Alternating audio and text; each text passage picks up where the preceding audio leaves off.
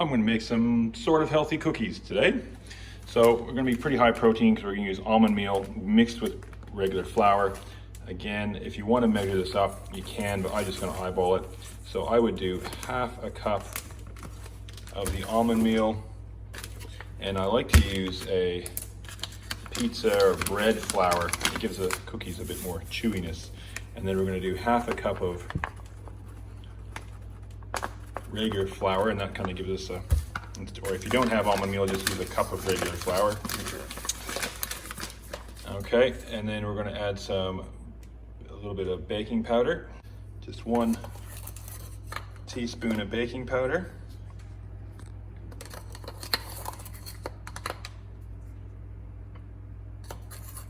And we're going to add about a teaspoon of vanilla. Now, that's just one I use here. It's actually got little seeds in it. Give it a good shake.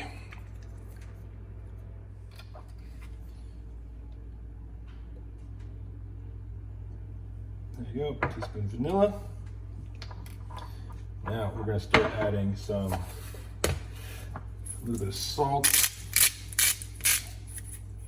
That's something I find that adds a little bit of chewiness. Add a teaspoon of this, and it just makes the cookies nice and chewy. It's something that you find in a lot of high protein stuff and gluten-free stuff, so it doesn't need a lot. There we go, that's all our flours done. We'll add a bit of just coconut. Just gives a nice little bit of texture. If you're measuring, you just go 1/4 cup. There's plenty. If you want to add nuts, if you want to add chocolate chips, anything like that, you can. Now we're going to get some butter and some eggs in here. Get the wet ingredients going. Just before we start going the wet ingredients, I am going to add some oats to it, just to kind of give it a bit more, just make it bulk it up a bit, kind of fills up the kids a bit more because everybody's home. Okay, now let's add some eggs. 2 eggs. If you want, you can just do 1.5, but we're going to go 2.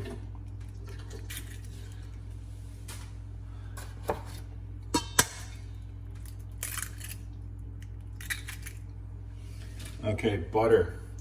Now the butter. So I've got about 200 grams of butter, which works out to be about a cup, so it's quite a bit.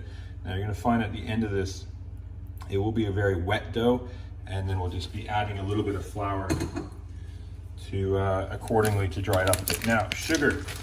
I've been using coconut sugar, but in this case we're going to use the really dark brown. Gives a really molassesy taste.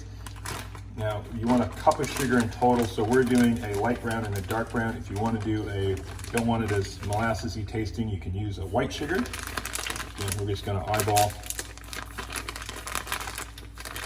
And we'll do a 1/2 cup of the dark brown and 1/2 cup of the lighter brown. But if you don't want to use sugar, you could use some of the sugar substitutes. You can use maple syrup. You can use dates if you want to mush them up in a food processor. Dates are quite nice. But one I've been using lately, coconut sugar. It's not overpoweringly sweet, and just a little bit lower GI. Okay, there we go. Now we're going to mix.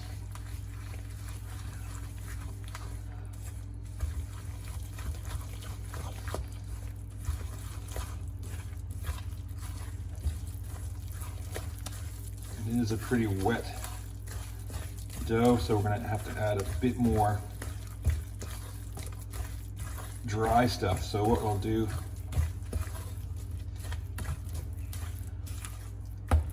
we're going to add a bit more of the almond flour, the almond meal, and that'll, without being super high